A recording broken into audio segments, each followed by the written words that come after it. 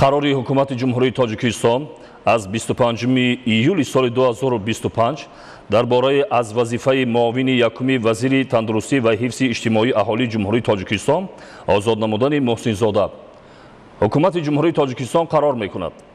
Муҳсинзода Ғафур Муҳсин бо сабаби ба нафақа баромадан аз вазифаи муовини якуми вазири тандурустӣ ва ҳифзи иҷтимоии аҳолии ҷумҳурии Тоҷикистон озод карда шавад. Раиси ҳукумати ҷумҳурии Тоҷикистон Эмомалӣ Раҳмон. Қарори ҳукумати ҷумҳурии Тоҷикистон аз 25 июли соли 2025 дар бораи аз вазифаи муовини вазири тандурустӣ ва ҳифзи иҷтимоии аҳолии ҷумҳурии Тоҷикистон озод намудани Шодихон. ҳукумати ҷумҳурии Тоҷикистон қарор мекунад Шодихон Ҷамшед бо сабаби ба нафақа баромадан аз вазифаи муовини вазири тандурустӣ ва ҳифзи иҷтимоии аҳолии ҷумҳурии Тоҷикистон озод карда шавад. Раиси ҳукумати ҷумҳурии Тоҷикистон Эмомалӣ Раҳмон. Қарори ҳукумати ҷумҳурии Тоҷикистон аз 25 июли соли 2025 дар бораи аз вазифаи муовини якуми директор сармуҳандиси муассисаи давлатии мудирияти минтақаи зериобшавандаи нерӯгоҳи барқи обии Роғун озод намудани Шарифзода. ҳукумати ҷумҳурии Тоҷикистон қарор мекунад Шарифзода Ҷамшед Додархоҷа бо сабаби ба кори дигар гузаштан аз вазифаи муовини якуми директор сармуҳандиси муассисаи давлатии мудирияти минтақаи зериобшавандаи нерӯгоҳи барқи обии Роғун озод карда шавад. Раиси ҳукумати ҷумҳурии Тоҷикистон Эмомалӣ Раҳмон. Амри президенти ҷумҳурии Тоҷикистон Сафарализода Зафар Сафаралӣ бо сабаби ба кори дигар гузаштан аз вазифаи муовини сардори раёсати кафолатҳои ҳуқуқи инсони дастгоҳи иҷроияи президенти ҷумҳурии Тоҷикистон озод карда шавад. Президенти ҷумҳурии Тоҷикистон Эмомалӣ Раҳмон шаҳри Душанбе 25 июли соли 2025.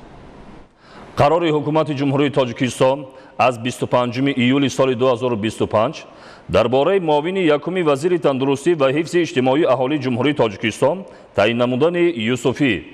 ҳукумати ҷумҳурии Тоҷикистон қарор мекунад Юсуфӣ Саломиддин Ҷаббор муовини якуми вазири тандурустӣ ва ҳифзи иҷтимоии аҳолии ҷумҳурии Тоҷикистон таъин карда шавад.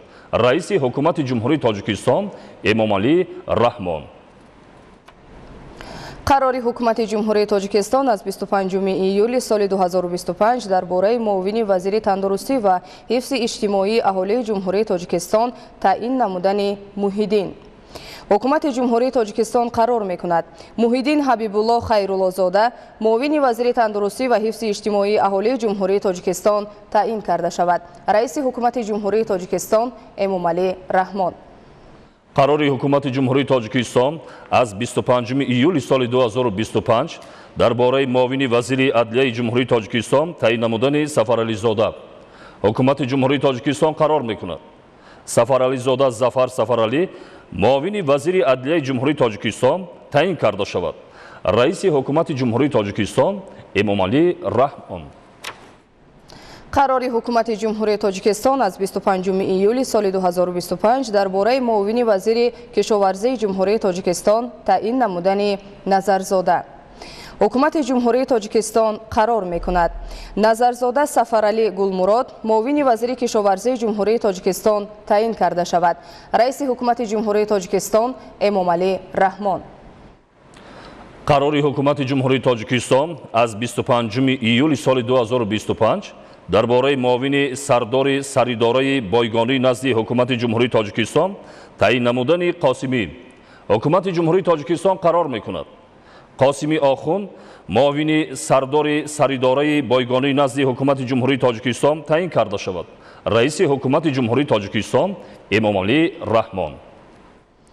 Қарори ҳукумати ҷумҳурии Тоҷикистон аз 25 июли соли 2025 дар бораи муовини якуми директор сармуҳандиси муассисаи давлатии мудирияти минтақаи зериобшавандаи нерӯгоҳи барқи обии Роғун таъин намудани Зайниддинзода.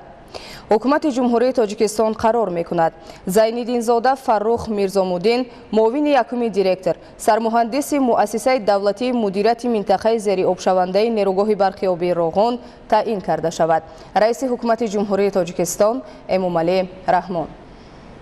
Амри президенти ҷумҳурии Тоҷикистон Абдуллозода Фирдавс Асатулло муовини якуми директори агентии хизмати давлатӣ назди президенти ҷумҳурии Тоҷикистон таъин карда шавад. Президенти ҷумҳурии Тоҷикистон Эмомалӣ Раҳмон шаҳри Душанбе 25 июли соли 2025. амри президенти ҷумҳурии Тоҷикистон Муъминзода Меҳроб Абдусаттор муовини якуми директори агентии назорати давлатии энергетикӣ назди президенти ҷумҳурии Тоҷикистон таъин карда шавад. Президенти ҷумҳурии Тоҷикистон Эмомалӣ Раҳмон шаҳри Душанбе 25 июли соли 2025. амри президенти ҷумҳурии Тоҷикистон Ҳасанзода Беҳрӯз Муҳаммад муовини директори агентии назорати давлатии энергетикӣ назди президенти ҷумҳурии Тоҷикистон таъин карда шавад. Президенти ҷумҳурии Тоҷикистон Эмомалӣ Раҳмон шаҳри Душанбе 25 июли соли 2025.